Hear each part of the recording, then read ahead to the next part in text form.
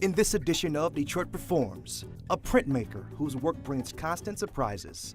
Pulling the paper off the block after I've printed it. I think that's probably my favorite part of the process. It's kind of like opening a present, but it could be horrible.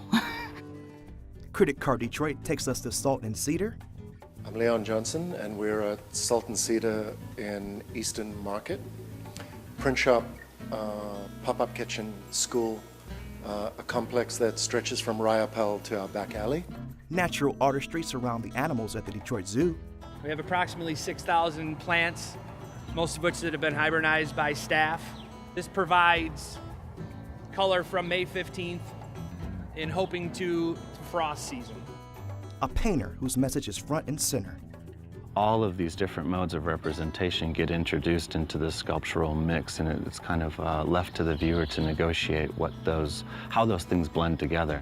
And students use classroom skills for global good.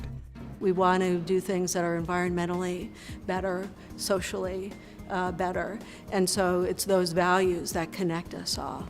It's all ahead in today's episode of Detroit Performs. Major funding for Detroit Performs is provided by the McGregor Fund. Additional funding is provided by the Michigan Council for Arts and Cultural Affairs and the National Endowment for the Arts, and by contributions to your PBS station from viewers like you. Thank you.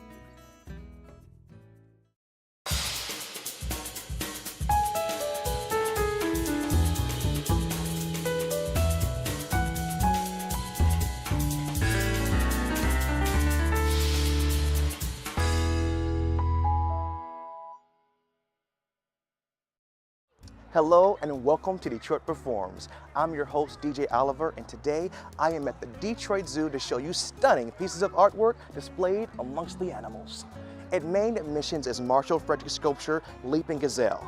Frederick used bronze to mimic the gazelle's action of wheeling. That is when a gazelle is being pursued by a predator and abruptly stops and changes direction.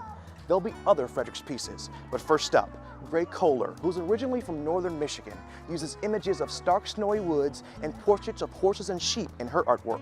She takes us into her studio to show us how she incorporates pieces of nature with ink and canvas.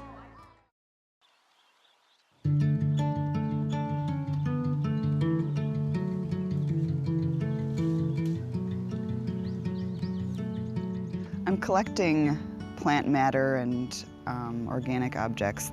This grass is a nice grass. It's got this lovely curly quality. This is some sort of goldenrod or something in that kind of family. I'm gonna glue them down and make it essentially a three-dimensional collage and use that in the printing process. I'm Emily Gray Koehler and I'm a printmaker.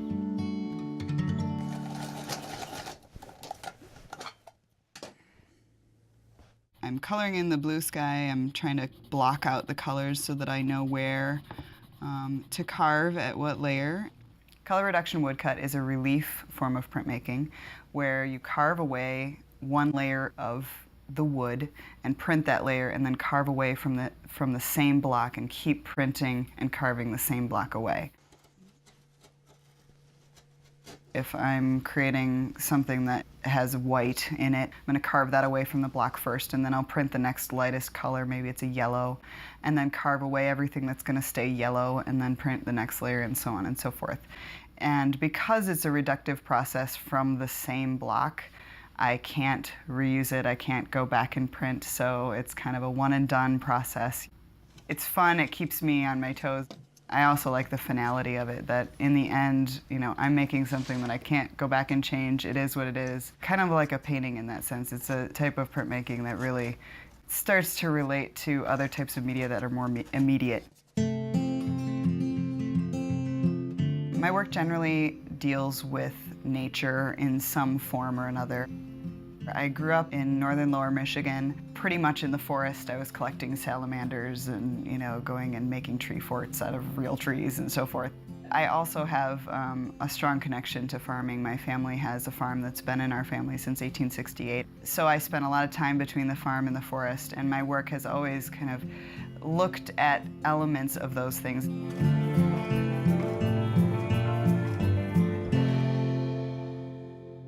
When I come out into the field and I look for objects, I'm looking for something that has a somewhat more delicate quality. So this is a interesting little plant here. It's got some fun little seed heads on the top here that look like little tendrils.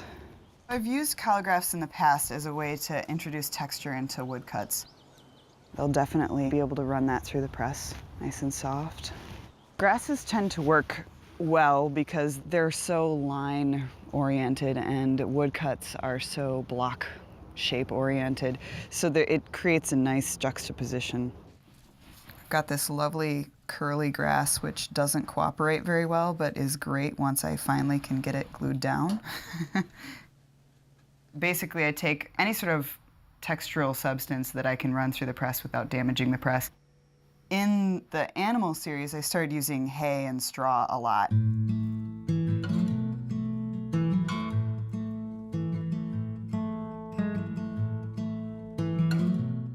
This is the collagraph plate that I created for this piece.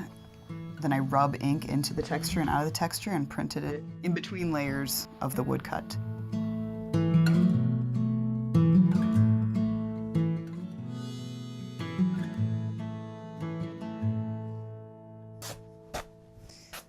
This is a messy, messy process. I'm going to apply the ink to this collagraph that we're then going to take and print as the final layer on top of a reduction woodcut.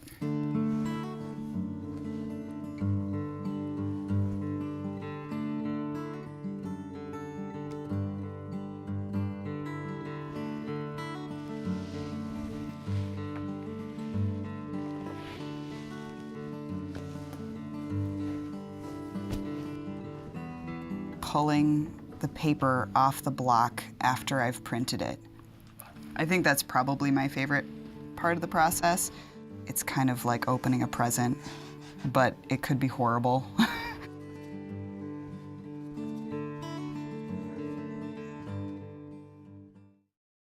To find out more about Koehler and all the other artists you'll see here today, visit DetroitPerforms.org. This is another Fredericks piece, Two Baboons at the Wildlife Interpretive Gallery. This regal pair is 2 of 5 adult baboons created for the 1939 World's Fair. Each is 6 feet tall and posed with the formal stiffness of ancient Egyptian royalty. Next up, CriticCar Detroit attends Sultan Cedar's Book and Bread.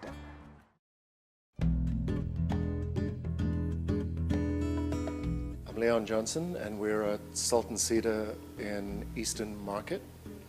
Print shop, pop-up kitchen, school, a complex that stretches from Ryapel to our back alley. And tonight we have one of the core engagements of the press, Book and Bread. And what we do simply is, this happens the last Saturday of every month.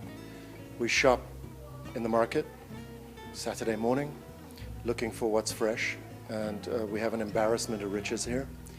And we devise a menu, and we cook a 3-course dinner for 12 people, starting at 6. It's a mechanism for people to, one, engage with the market, engage with fellow citizens of Detroit around the table, which remains critical for me as a place of real labor and pleasure, the table, and good food. We eat and drink and talk and meet each other through about 8 o'clock. And my crack crew switches out the dinner plates for bookbinding stations. And I teach the 12 guests 17th century monastery journal, made from scratch. And around 10 o'clock, everybody leaves, if not stumbles, out into the beautiful night of the market, with a 17th century journal under their arm. And what's gorgeously problematic for me is all the books are blank, right? So there's still work to do. And so we work hard and meet each other in the pleasure of table and leave with a blank book. Everything's still to happen in a way. And this happens last Saturday of every month.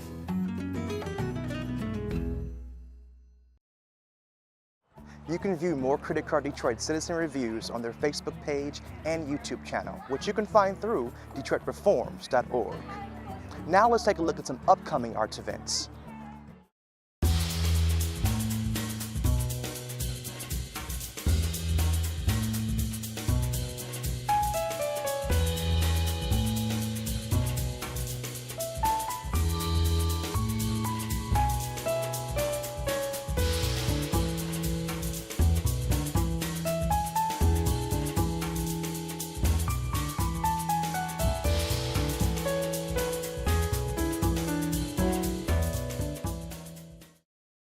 I'm hanging around the Wildlife Interpretive Gallery to show you this artwork by Mary Chase Stratton, founder of Pewabic Pottery. Peacocks is a mosaic tile piece commissioned in 1926 for only $426. The peacock parades around as one of nature's most exquisite designs. And to stick with that notion, I'm going to show you more of the natural beauty the zoo has to offer you. The flowers, the trees, the shrubs, even butterflies paint the area with spectacular color and serve a purpose.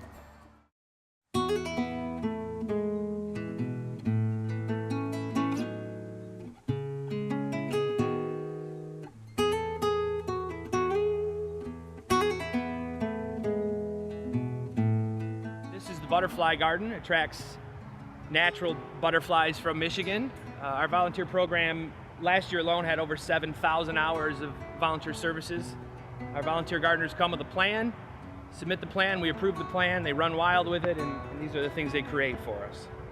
Without our volunteers here, our facility would be half of what it is today. One of our most attractive indoor facilities here at the zoo is the butterfly garden inside of the Wildlife Interpretive Gallery. Keep things flowering throughout the year. We try to have blooming from January to December. So one of the challenges is getting proper lighting and maintaining heat. Because of where the butterflies come from South America, they could bring in a parasitic wasp. So once they're released into that building, all trimmings that come out of it have to be bagged, frozen for 3 days. After the 3 days, if there were to be anything on it, it would be considered dead or dormant at that time, and then it can be disposed of.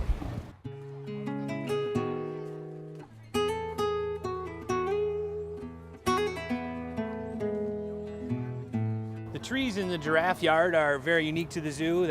We have to trim these trees up approximately 18 feet high to prevent the trees from being girdled by the giraffes, wrapping them in chain link fence, and which provides opportunities to hang toys and other gadgets from the trees for the giraffes to use and play with. A vast majority of the plants and trees we bring in for exhibits and landscaping here are what we call browse products. These trees are trimmed, flowers are grown for reptiles, for hoofstock animals. Mulberry, for an example, to most is a messy tree, to here it's a gold mine that is fed out to almost all animals here at the zoo. We're growing, we got over 4,000 bare root aspens to grow off-site or backstage for enrichment for the beavers. We'll take them, and there's metal sleeves inside of the beaver holding area that we can put them in the ground to resemble a upright growing aspen tree for them to gnaw on if they choose to. Typically the beaver will gnaw a tree like that, tip it over, and then it eats the real fine tips of it. Or they'll eat the bark off some of the more tender parts of the tree. So we're doing that to try to replicate actual aspens growing out, in an area for them to have. They look natural, they are natural, they're real.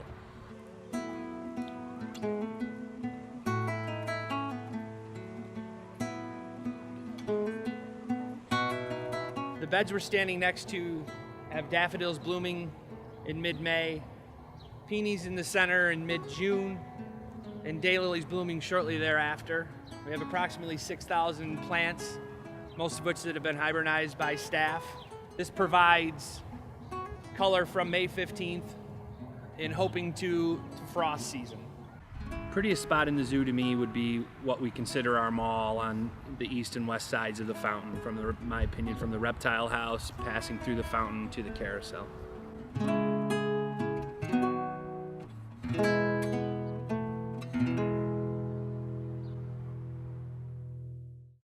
To learn more about the Detroit Zoo, as well as all the other artists highlighted in today's show, visit DetroitPerforms.org. I'm standing in front of the Leaps and Bounds statue outside the National Amphibian Conservation Center. A docent was vacationing in Arizona when the piece caught their attention, and they thought it would be perfect right here in Detroit. The zoo added the sculpture in 2001. Next up, we have Gregory Euclide, bringing his paintings to life in a spectacular show of flying pencils and scraping spatulas. Take a look.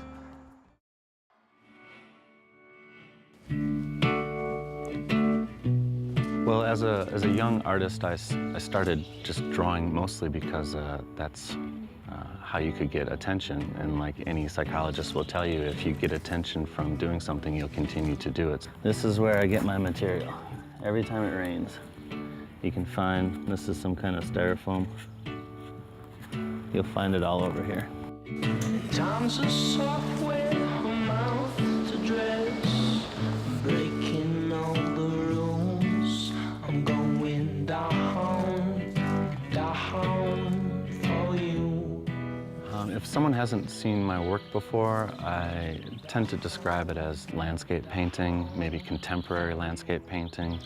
So what I'll do is pick it all up and put it in my pocket and bring it back. Whenever I try to explain it to someone, it ends up getting very long-winded and very confusing, and I usually just end up saying, oh, it's landscape painting.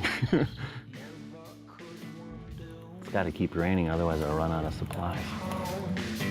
Well, I use the styrofoam in my work to kind of symbolize this thing that's man-made but omnipresent in the landscape. So it's not very difficult to find this stuff everywhere you go.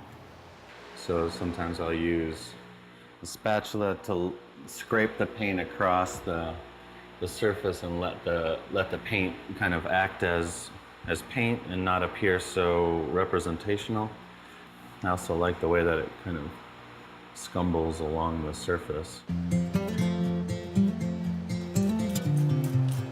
You were born into a strange world, like a candle you were meant to share the fire. I don't know where we come from, I don't know where we go, but my arms are made to hold you, so I will never let you go, 'cause you were born.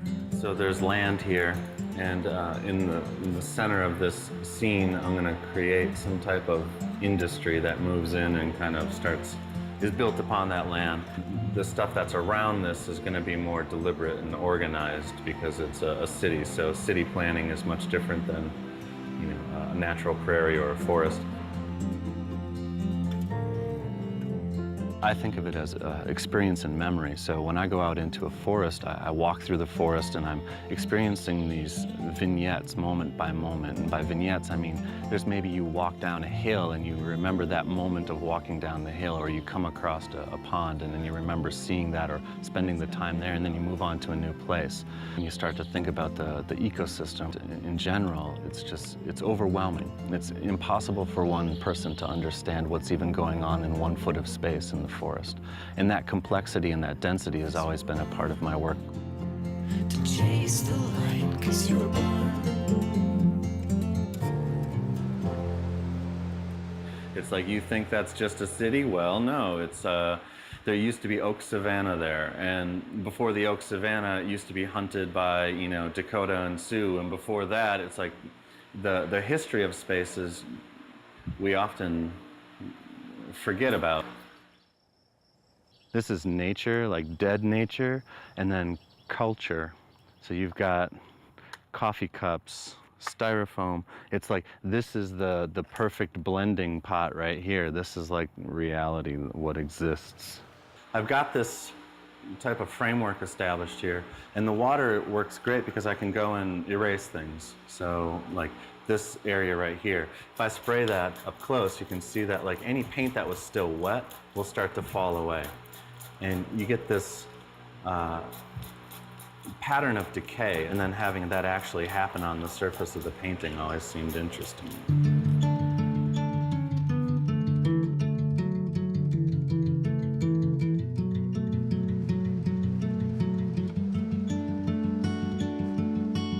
In order to hold them, they need to dry like that. Think about what's represented two-dimensionally, and sometimes try to create a complement to it three-dimensionally. This all started by, I made some paintings that had 2 or 3 sheets of paper on it, and I would go through and I would rip through them, and then I'd start painting the next scene onto that, as though it's like a moment in time, and then you pass through the threshold of that moment into the next stage. The paint that dripped down would pool up inside of these like relief areas. I thought, okay, well that relief area then becomes a lake. Well, what's going to happen around a lake? You're going to get, there's water there, so you're going to have growth up around the lake. So it seemed like a rich place to kind of start putting the relief elements in, just having them, you know, stand there like that, because they can't. Because the paper comes out in relief, then the objects can use that as a foothold to start. It's like on the side of a cliff. Any rock that comes out, there's going to be something that's growing on there, whereas on the cliff face, it's much more rare.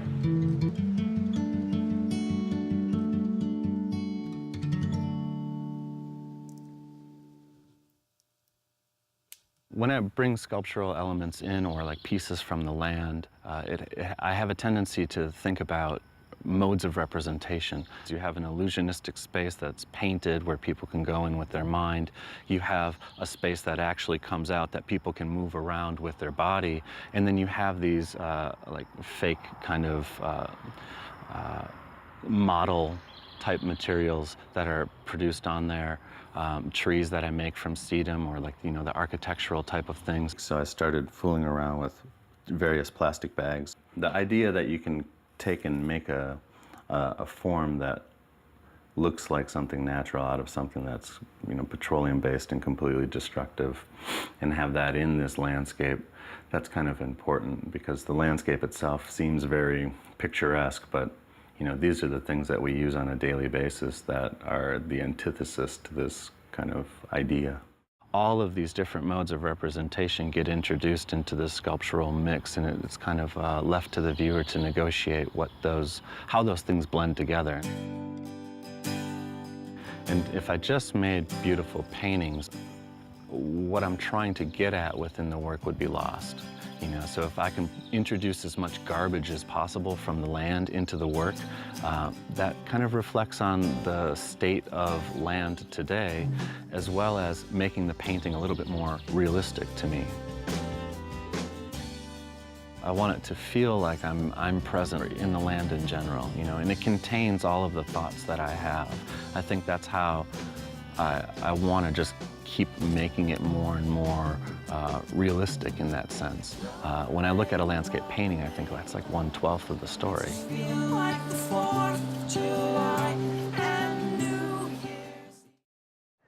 Euclide's art is also featured on the cover of several Bon Iver albums. To learn more about him, as well as all the other artists featured in today's show, visit DetroitPerforms.org.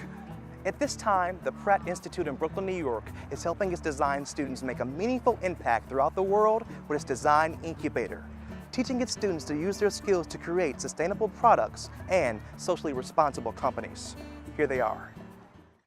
The design incubator is really focusing on transitioning designers into design entrepreneurs. You have these creative, talented people starting enterprises, being entrepreneurs, and this is a place where they can come in and they can figure out how to do this.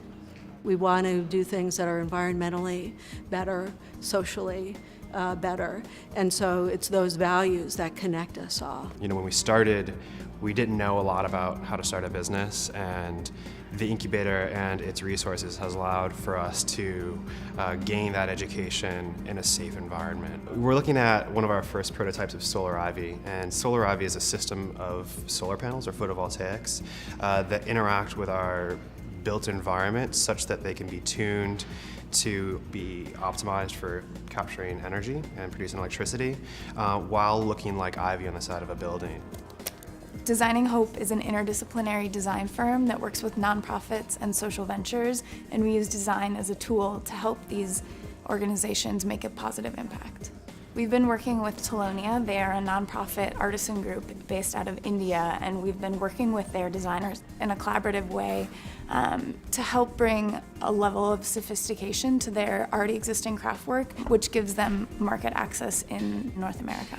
In the design incubator, we're really quite practical. And I think that was one of Charles Pratt's ideas, was this idea of being able to train people to go out and do things in a practical way. You can learn more about the Design Incubator by visiting DetroitPerforms.org. This piece behind me is probably the most well-known at the zoo. Inside Rackham Fountain is Bears by Corrado Perducci. Perducci used 20 tons of bronze to create the 10 feet tall bears and life-size animals at their feet. If you look closely around Detroit, you see lots of sculptures by Perducci.